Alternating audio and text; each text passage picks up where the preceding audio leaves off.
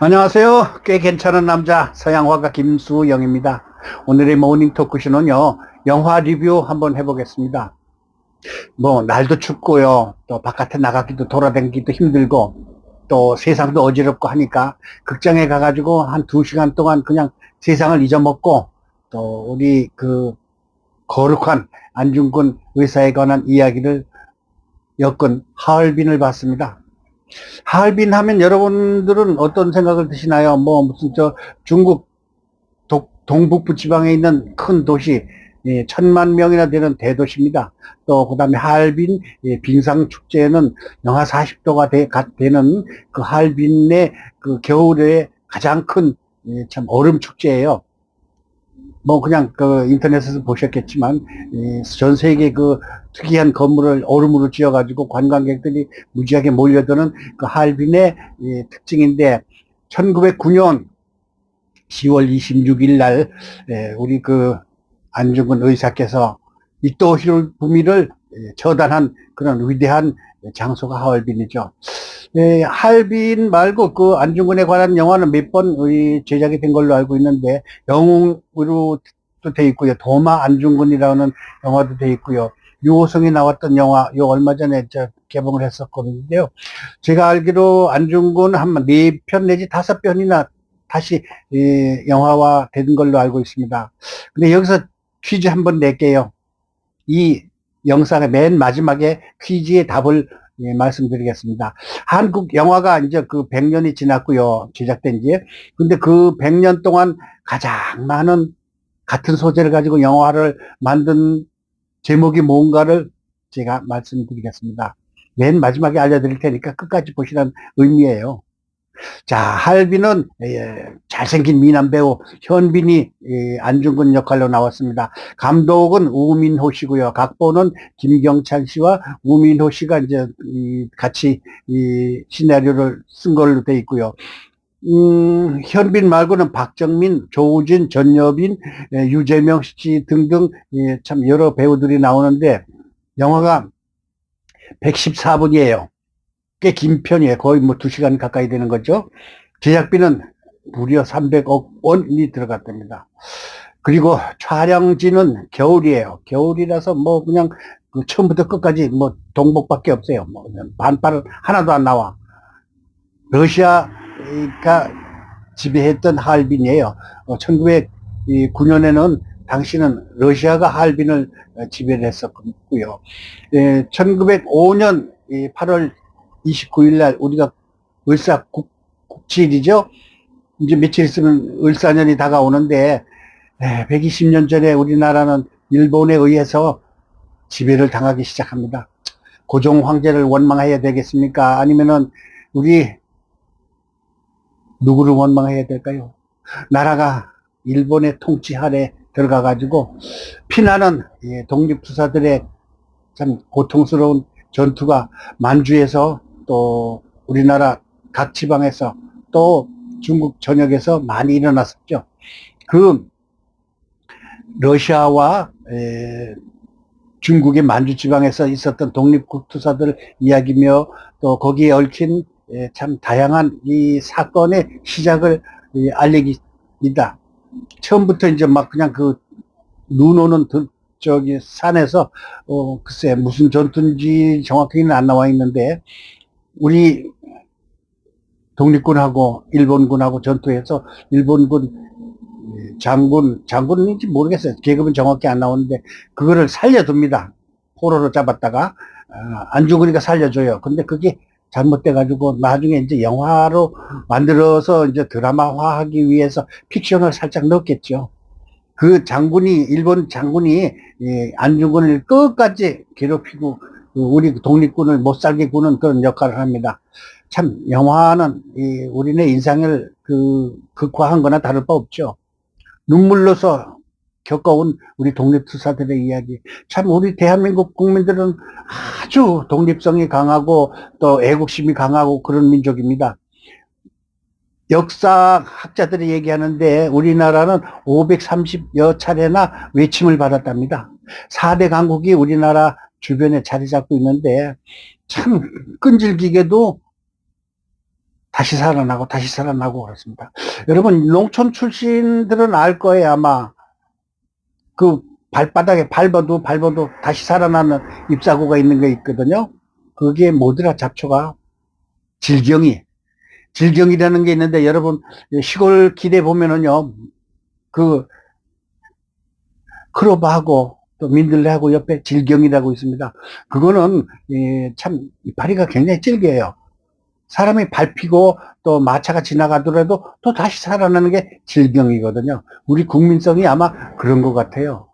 영화 비평을 하면서 왜 이런 얘기를 하는지 모르지만 김수영의 영화 비평은 다른 영화 비평하고 다릅니다. 역사와 또 기록을 중시를 하고요. 또 수평을 나눠서 영화의 다른 폭으로다가 감상하게 만드는 그런 그 영화 비평입니다.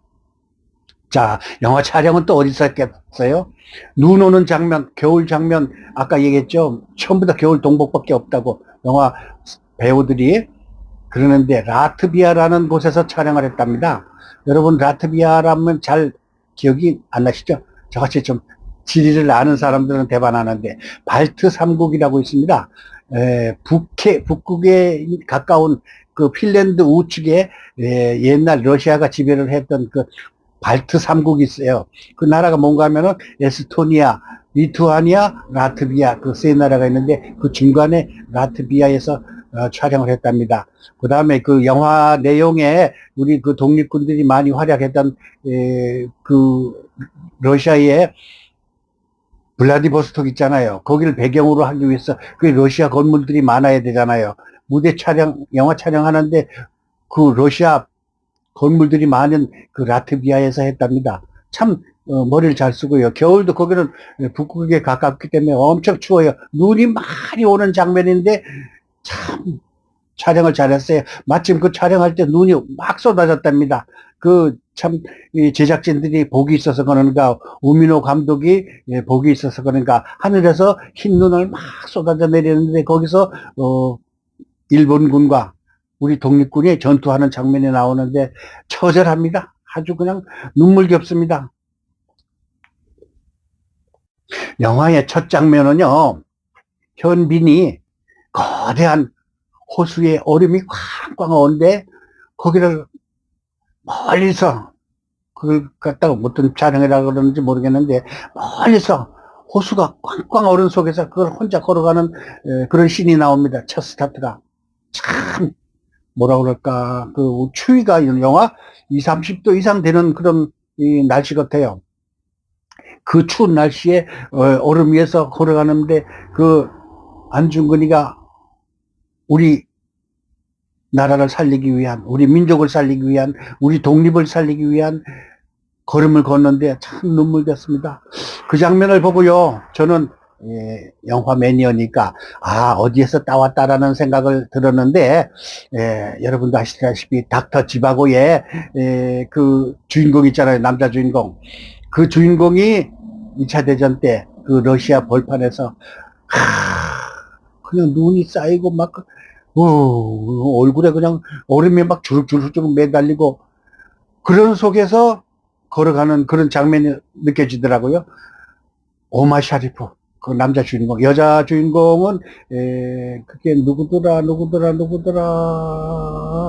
하여튼 그 금방 생각이 안 나네. 닥터 지바고의 여자 주인공이 대단히 그 멋있고 섹시하고 그랬는데 오마 샤리프가 그 에집트 출신 배우예요.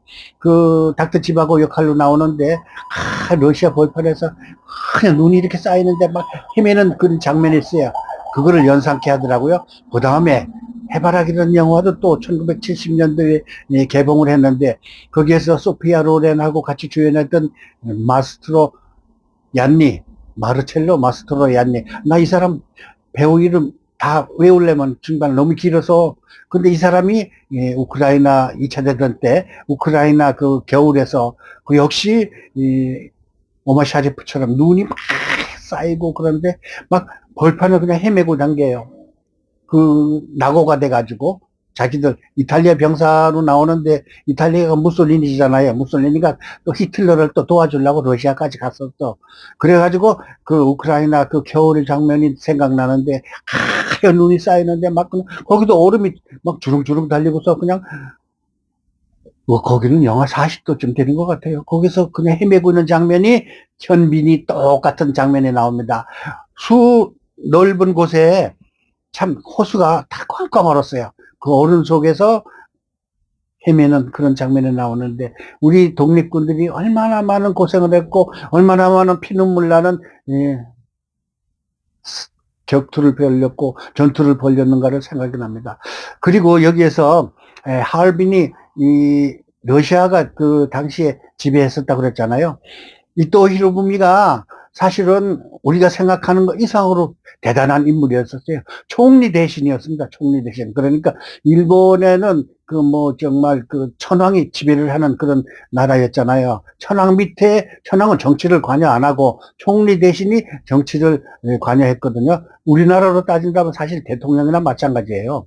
그 대통령이나 마찬가지가 이제 그 순시를 되는 게 지방 순시를 그래서 만주하고 우리나라하고 또 그다음에 그 뭐 일본 전체를 돌아다니다가 그 기차를 타고 하얼빈역에 도착했을 때 이제 드디어 이제 안중근 의사가 빠바방 나오는데 거기서 아주 슬픈 난 눈물을 흘려서 정말 까레이 우라 까레이요 우라 까레이요 우라 이게 무슨 뜻인가요?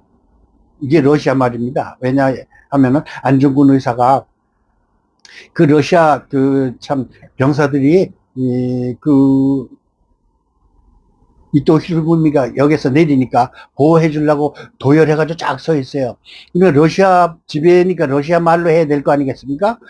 까레이 오라, 까레이요 오라 이렇게 나오는데 그게 사실은 대한 독립 만세 이런 뜻입니다. 그래서 나는 그 소리가 너무 가슴에 와닿아가지고 눈물이 핑 돌더라고요. 야, 참. 안중근 의사가 자기 목숨을 바쳐가면서, 참, 적국의 수장을 처단할 때, 그 외침, 중국어로 외치면 못 알아들을 거 아니에요. 러시아, 이 병사들이 지키고 있는데, 그래서 러시아 말로 하는데, 참, 가슴 아프더라고요. 그리고, 마지막으로, 이토 히로부미가 얼마나 나쁜 짓을 했는가 하면은, 우리 동방을 지배해야지, 쥐들이 이 동방에 혜택을 준다, 이런 식으로다가 나왔었잖아요. 그런 방면에 우리나라 그 조선을 완전히 뭉개버리고서 고종 황제 내지는 순종 내지는, 참, 영친왕까지 일본으로 데려가가지고 일본 군인으로 만들었었잖아요. 또 영친왕도 일본 여자랑 일본 귀족이랑 결혼시키고 말이죠. 참 한국 침탈을 해가지고 한국을 일본화시키기 위해서 아주 노력한 그 얍삽한 인물이에요. 우리로서는 영웅이지만 일본으로서는 영웅이 아니라 살인자로 생각하고 있는 것 같아요. 그렇지만 일본에까지 이게 아마 영화가 갈 겁니다. 일본 관객들이 어떤 반응을 보일지 모르지만 우리로서는 적국의 수장을 처단한 거나 다를 바 없으니까 안중근 의사가 얼마나 위대합니까? 서울시민 여러분, 남산에 안중근 기념관이 있어요. 거기 한번 가서 보시고 우리 그 안중근 의사의 참 큰 의거가 얼마나 위대했던가를 알 수가 있습니다. 참 재판 과정 가령 안중근 의사가 일본 그 헌병대에 잡혀가 가지고 일본 검사하고 판사의 신문이 있을 때 한국의 장군이 있었으니까 나는 전쟁포로나 다를 바 없다 이런 식으로 하면서 그 재판 과정에서도 참 피눈물 나는 혈투를 벌린 걸 생각하면은요 우리 독립 투사들은 위대했다는 것을 말씀드릴 수 있습니다. 우리는 당시 2천만 밖에 인구가 없었거든요. 일본에는 4천 몇만이 했었어요. 그렇지만 중국엔 5억인가 6억인가 그랬거든요. 그런데 우리는 일본을 무찌르기 위해서 윤봉길 의사도 있고 다른 참 민족 투사가 얼마나 많았습니까? 일본 천황에 있는 그 다리에다가 던지가지고 또 문제를 일으킨 사람도 있었으면서 또 그걸 윤봉길 의사는 또 어디 상해 항저공원인가 무슨 공원에서 그것도 의거를 일으켰고요. 그렇게 끝없는 민족 투쟁을 벌였는데 영화 속에도 나옵니다. 나라는 이렇지만 그 민족들은 끈질기기 때문에 그거를 감히 감당을 못한다는 내용도 나와요. 그런데 중국이 5억, 6억 그 당시 대단했지만 윤봉길 의사라 안중근 의사처럼 그렇게 나서서는 사람이 단 한 명도 없었답니다. 그거 생각하면 우리나라 피가 얼마나 강한 애국심을 가진 피가 되는지 알 수가 있습니다. 제가 이 밤에 꼭 프리미어 리그 중계방송을 보고 있습니다. 거기서 손흥민 선수가 하는 게임은 안 보고 있어요. 안 보고 있는 게 아니라 꼭 안 놓치고 있습니다. 그런데 거기에서 손흥민 선수가 골을 넣잖아요. 그러면 그 토트넘 호스퍼 6만 4천 명의 그 구장에서 여기저기서 태극기가 막 휘날립니다. 제가 프리미어 리그를 뭐 몇십 년째 보고 있지만 자기 나라 선수가 골을 넣었다고 해서 자기 나라 국기를 들고 와가지고 응원하는 사람은 대한민국 딱 하나밖에 없습니다. 그토록 오래도록 프리미어 리그 축구를 봤지만 태극기를 들고서 현장에 가가지고 손흥민이 골을 넣었으면 태극기를 흔들어가지고 좋아하는 우리 국민들, 우리 젊은이들, 우리 민족의 끈질긴 애국심은 정말 세계 제일입니다. 그 끈질긴 피가 우리나라의 IMF도 이겼고요. 또 뭐 여러 경제적인 사정도 다 이겨냈듯이 지금 상황에 정치가 어지럽더라도 반드시 정리하고 우뚝 서가지고 다시 세계에서 자랑하는 그런 민족이 될 것입니다. 지금 현재도 세계적이잖아요. K-팝, K-뮤직, K-컬처, K-푸드, K만 들어갔다면 전 세계가 확 내일 오늘인가요? 26일 드디어 오징어 게임 2가 지금 넷플릭스에서 전 세계로 지금 팔려나가고 있습니다. 그거 지금 난리 브로스예요. 뭐 그냥 나오자마자 그냥 넷플릭스가 불이 납니다. 전 세계 그 TV 드라마 최고의 인기가 있는 게 오징어 게임 2예요. 지금 시작입니다. 자, 그렇게 우리 대한민국은 지금 안중근 의사나 윤봉길 의사, 기타 그 수많은 독립군 투사들이 이 나라를 위해서 싸웠기 때문에 이렇게 우뚝 서가지고 전 세계를 휩쓸고 있습니다.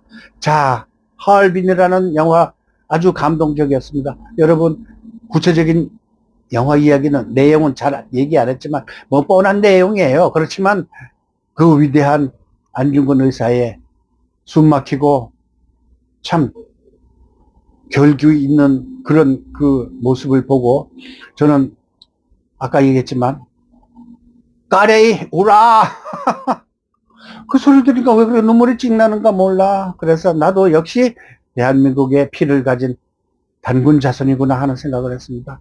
여러분 아까 처음 스타트에 얘기했을 때 무려 16번이나 같은 소재를 가지고 영화를 만든 소재가 뭔가 하면은 춘향전이에요. 춘향전.